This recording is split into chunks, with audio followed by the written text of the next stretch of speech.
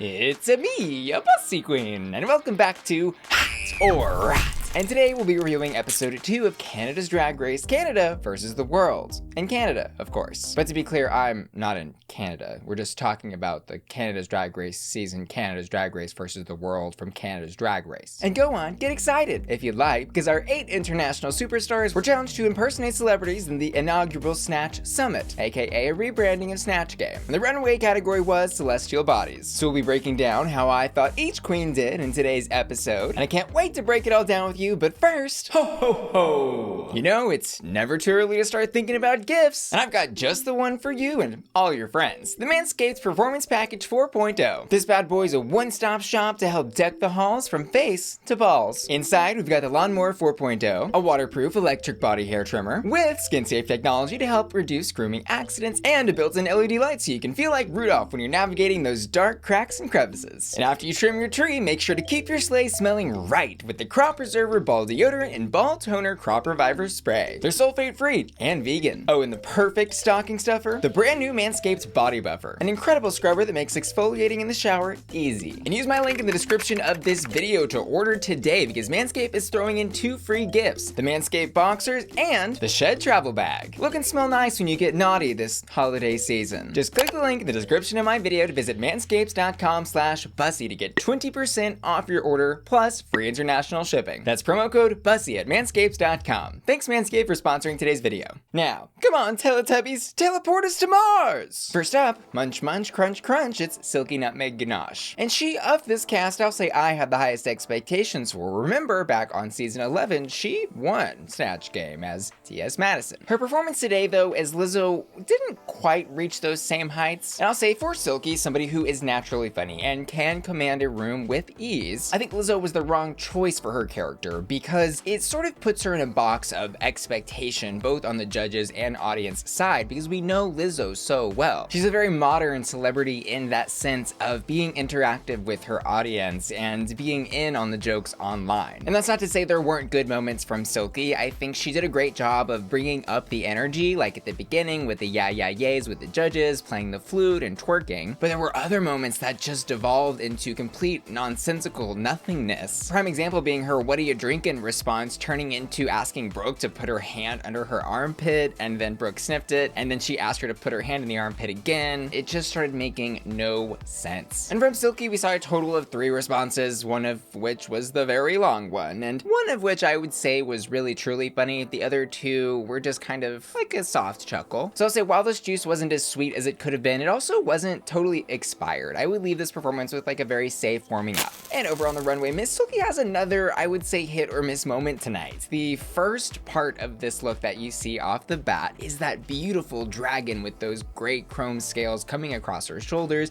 and into her arm with a little smoke machine element blowing smoke out of the mouth. I also think her hair was very on brief, if a little mismatched to the color palette of the rest of her look. And I want to praise her for the attention to detail on her makeup matching the Celestial Bodies runway theme. My critique on this look is simply that it was very shoulders up heavy, like all of the dragon drama was right here, and below the shoulder it just started to fall flat and feel mismatched to the rest of the look. The same level of attention to detail in like those beautiful dragon scales was not applied to the painting of the cat suit, for example, and I think the shoes were a very obvious afterthought here. There were elements that worked great here and other elements that just were rot. And next up, we've got Big Freedia, Queen Diva, Rajah Ohara doing Big Freedia in Snatch Game. This was a really great performance from her. And if you don't already know who Big Freedia is, she's this enigmatic, charismatic, loud, confident, proud, and very influential artist in the bounce music scene. And I also love her because she is just proud and unapologetically herself. She did this interview about her pronouns a while back where she simply said, when asked about her pronouns, "I'm me. That's my preferred pronoun. I tell people all the time, it don't matter if you call me he, she, it, whatever. I know who I am, and that's all that matters." Anywho, enough about Freedia, let's talk about Rajah's rendition of her. From Miss Rajah, we saw 6 responses in this Snatch Game, all 6 of which were funny, and 3 of which, by the way, were ad-libs into other people's responses, a really important tool that Rajah used super well throughout this Snatch Game in order to get the spotlight back on her. Plus, I think what made her so successful was she wasn't just quoting lyrics, but she was also doing a great characterization of Big Freedia's mannerisms.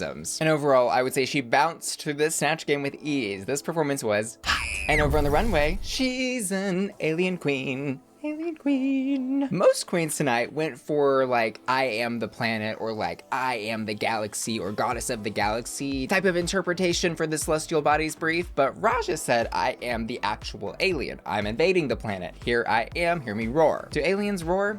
Sure, why not? Off the bat, you notice on this runway she is in her signature color, purple, but this time contrasted and complemented beautifully with some silver accents, those great little earpieces, the silver spray paint hair, and the top part giving just a little extra beauty and oomph to this look. Another thing I noticed about this look was the interesting silhouette, and that was something that I complimented her on last week as well. She's playing with gender a little bit in that, and I like those both masculine and feminine elements in this piece. The one small thing that, God forbid I would talk about a shoe on a fashion critiquing session in my video, but I'm gonna do it. The one small thing I think she could have done to really turn this up to the next level would be maybe to do a silver boot cover on that black blazer just to complement the silver top accessories of the look. It's a small critique though. This alien superstar is looking hot.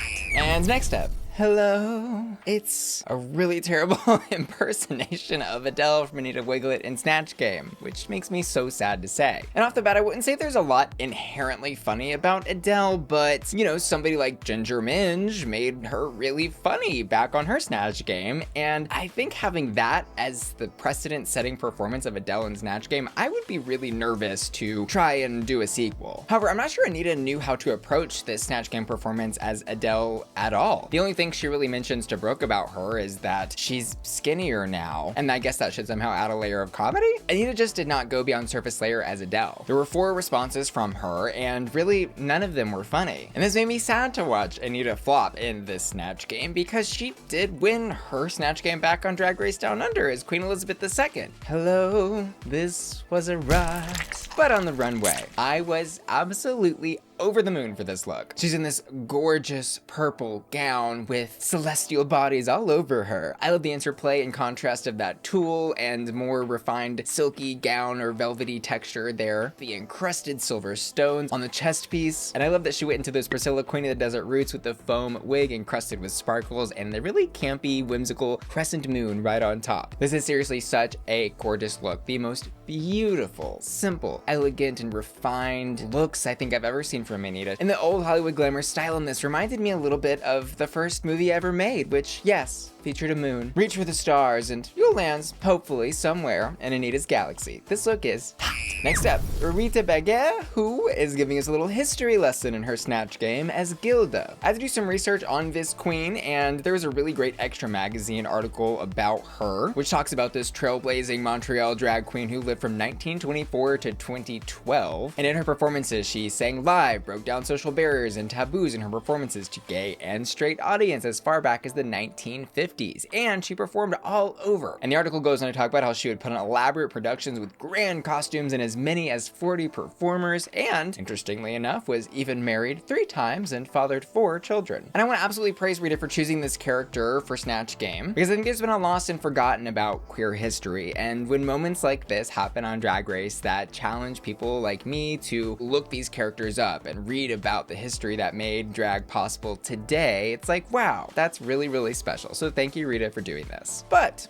how was Rita's Gilda? We saw 3 responses from her in Snatch Game, one of which I'd say was really strong, her intro where she was impersonating Brooke's mean face, and 2 others that were, I think, acceptable, soft chuckle worthy. And even though I wasn't like screaming in laughter at anything she said, I think the characterizations and dedication to performing a specific character were very obvious from Rita. She was committed, and while I don't think there was a wow moment here, and while I also don't think that she reached the great heights of her first Snatch Game on Drag Race, I do think this was a very safe performance. But over on the runway, it's a bird, it's a flame, it's Rita Baga as the sun? Girl, this is giving me Crimson Galaxy Enchantress. She is literally the queen on fire. And this is such a unique and refined version of Rita Baga that I've never seen before, and I'm so happy and excited to see it. That hair is not thirsty for even a drop of water, despite being on the head of the sun. The hair is beautifully coiffed and matching the swirls and tendrils of different styling elements of the gown and shoulder back piece coming out all around her as the sun rays. I also love the attention to detail in her makeup today, and she's even got a little smoke machine element coming out the top of this gown as well. This look is hot as the sun. Next up, ow, ow, ow, ow. What was that, Cardi B? Miss Stephanie Prince, what was that? I'm not gonna waste time explaining who Cardi B is. I'm sure you all know. And good God, if you didn't know, you probably do know that she's been on Snatch Game now 3 times. This was her 4th. Jada did Cardi back on season 12, and she was also portrayed on Drag Race Holland and Drag Race Thailand. By the way, none of those 3 performances were anything higher than safe. So you'd think, seeing Stephanie come into the Snatch Game and choosing to do Cardi B, that either she has studied what made those other 3 performances not so great, and she's coming in with a killer performance, or she's just rolling the dice and hoping that the 4th time's the charm. Unfortunately, it wasn't. This Cardi B from her was mostly confusing. It was mostly just Stephanie filling the air with those awkward noise-isms that Cardi does to emphasize certain things she says, but like she said it with every single word, which made it unbearable. And worse, the responses that were shown that weren't just noises were completely nonsensical. For example, the queens were asked, the best way these days for celebrities to attract the paparazzi is blank, to which she said in response verbally, Caucasians, but then on the card wrote white. I was like, girl, what is going on? I don't even think she knew, and not one of the 3 responses she gave was funny, unfortunately. This was a but thank God for this runway, girl. Well, it didn't save her, but thank God for this runway. According to Stephanie, this look is a beautiful homage to Bathala, the highest being in the universe of Filipino mythology. And she absolutely is giving high supreme being on this runway. She looks drop dead gorgeous in this. This look is a whole show from head to toe. The headpiece, the silver flake foiling dripping down the gown, the encrusted silver bodice piece. There are so many fun elements on this and so much going on, but it all works beautifully together. She may not have been funny in today's Snatch Game, but good God, this look is hot.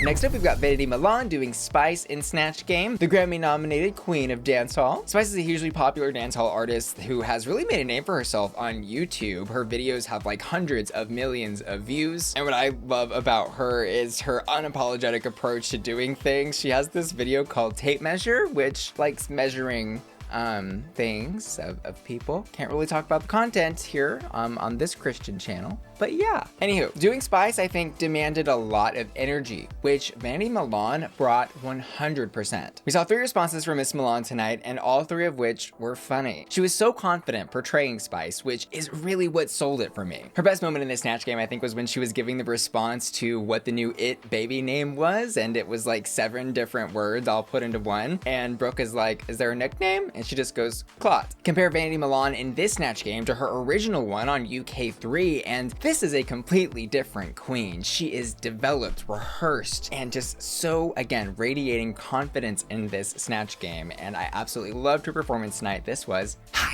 And over on the runway, Miss Milan is not like the other girls tonight. She's giving me 90s cyberpunk fantasy meets pop princess chromatica. I love this look. That metal duochrome mohawk is so fresh and fun, and I love that she's giving a fully realized head-to-toe alien warrior goddess fantasy on this runway. But you know, make it kind of flirty and really feminine silhouetted in some parts. That gives it that pop superstar fantasy as well. Miss Vanity did not come to play on this season of Canada versus the World. She is killing it, and this look is absolutely hot. Next up, Victoria Scone to the cleaning cabinet and found a duster. She did Kim Woodburn in Snatch Game tonight, and this performance was, I think, not the clean sweep she hoped it would be. Also, side note, we literally just saw Pixie doing a Kim Woodburn role in the UK4 acting challenge. The worlds of Drag Race are colliding. Anywho, Kim Woodburn, if you don't know, was famous for her cleaning show back in the day, and maybe more recently for her appearances on Celebrity Big Brother, where she gave lots of very entertaining sound bites like this one. Don't you ever touch me like that. No.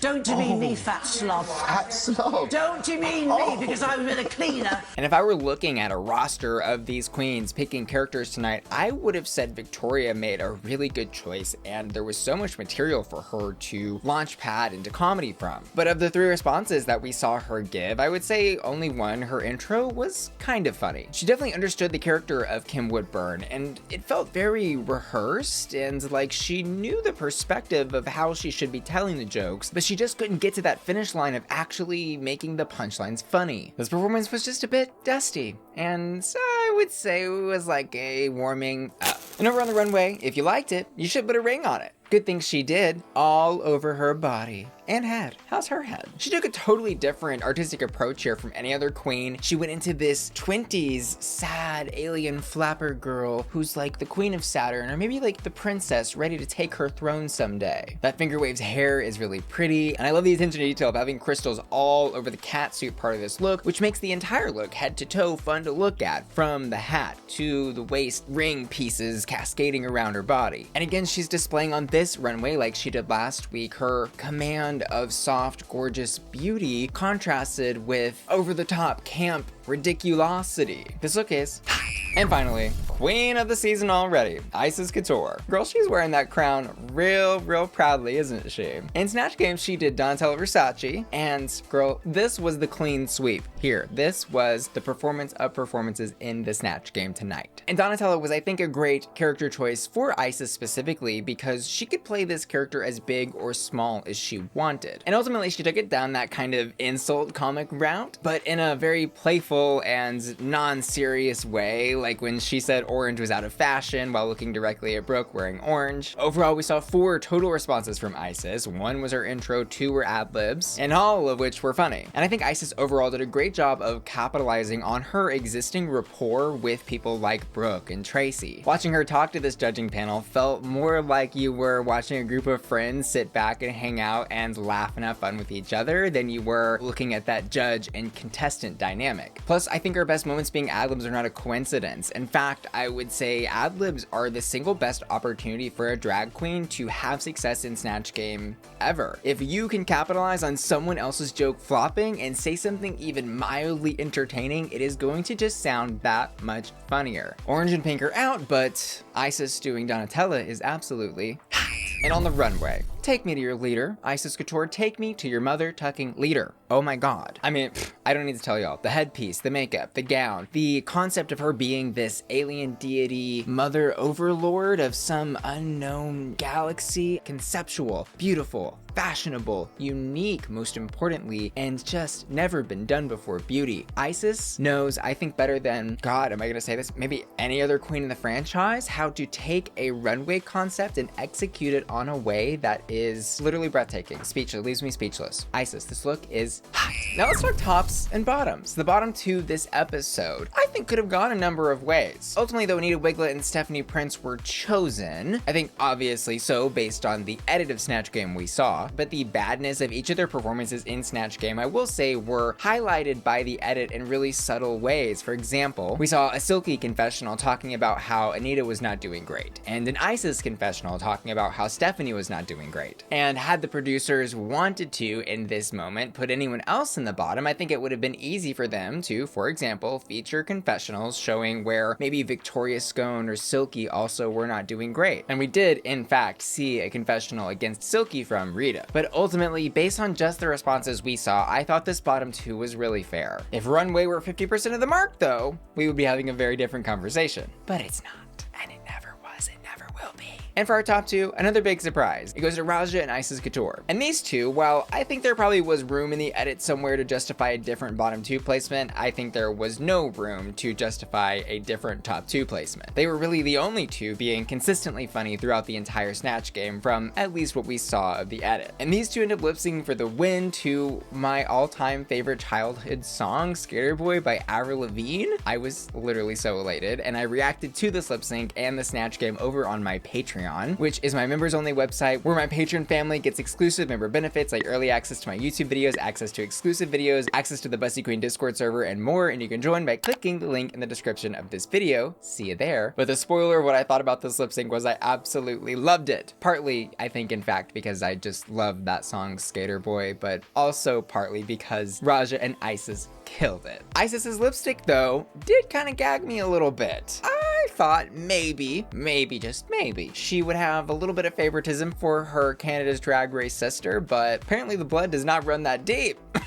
I guess though I shouldn't have been too surprised considering that in the Untucked segment, Icesis looked directly into Stephanie's eyes and said, "You can't do comedy." But hey, honest sisterly love there, I suppose. Either way, I think the choice was a fair one. It's the choice I would have made based, on the track record, and a choice I would have made also to keep other queens eyes off of me and making me a target. We saw how that ended up in UK versus the world. You start sending home the better competitors and you create a domino cascade of craziness that you just don't want to do it, or you'll get sent home. You'll get panginaed. Anywho, hottest hots of the episode. In the challenge and runway, I'm gonna give it to Icesis Couture. She dominated this episode. I also asked my patrons to vote for their hottest hots, and they agree. And finally, I want to say thanks so much to you for watching today's video, and to remind you to check out today's video sponsor, Manscaped, using the link in the description of this video. You'll save 20% when you shop with code BUSSY. And I also want to give an extra special shout out to Aiden the Individual, Asap Hakel, Ashley Brungard, Cyrus, Daniel Sandez, Dicky, Felicia, Frankie, Hector Simancas, Jeffrey Steenberg, Joseph Kyle, Laura, Seth, Louis Labrador, Ref, Luke Peterson, Mark James, Matthew Burns, Matto, Michelle, Yorbo, Panda Kitty, Sailor, Steven, Topher, Travis Lundy, Wheelie, and Will and Tana, who are all supporting me at my Bussy Queen Collector tier over at patreon.com. See y'all later. Love ya. Bye.